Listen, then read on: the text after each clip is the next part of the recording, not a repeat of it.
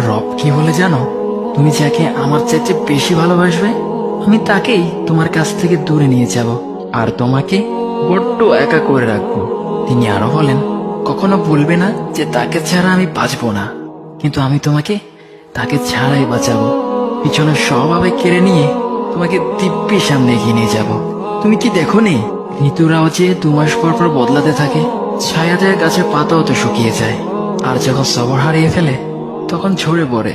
কিন্তু তোমার রব তো ধৈর্যশীল ও পরম দয়ালু। তিনি তো সেই ঝরে যাওয়া পাতার ঢাল থেকেও সবুজ পাতা গজান। তুমি কি দেখছো না তোমার স্রষ্টার এই নিদর্শন?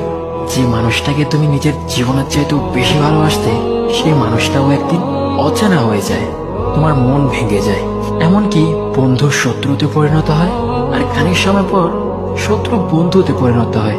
যে মানুষটাকে তুমি নিজের জীবনের অংশ ভাবতে, সে মানুষটাও প্রতারণা করে।